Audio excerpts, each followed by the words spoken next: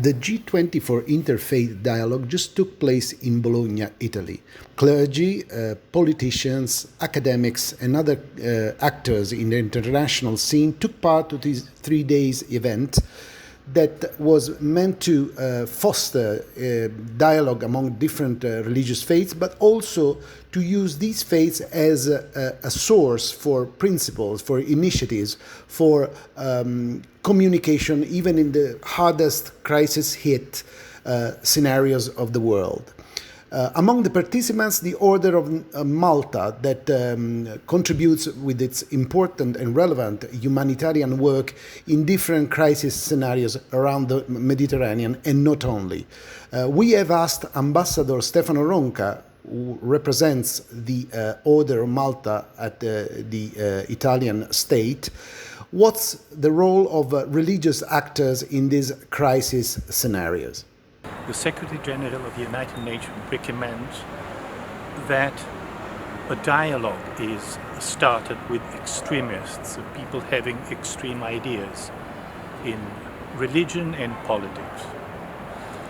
I definitely share this view, and I think that we should speak with the Taliban in Afghanistan today. The point is, in which way should we do this?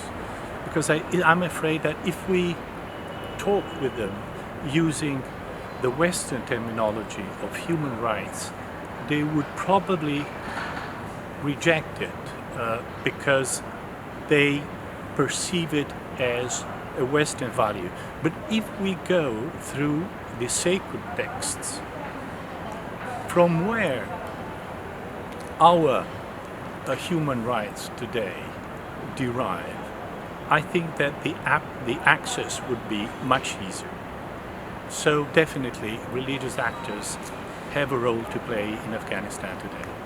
We also asked Ambassador Ronca what's the role of women in, for instance, the dialogue with the extremists, such as in the most recent example that we have seen in Afghanistan.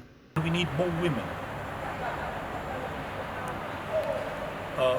Women are indeed instrumental in peacekeeping and deconflicting, and very often are better than men. It is in their nature. They de-escalate aggressiveness and conflicts in many situations. The role of women is definitely mandatory in these situations. The Bologna event was then closed by Prime Minister of Italy, Mario Draghi, who underlined the importance of such forums for international dialogue and to keep open channels of communications.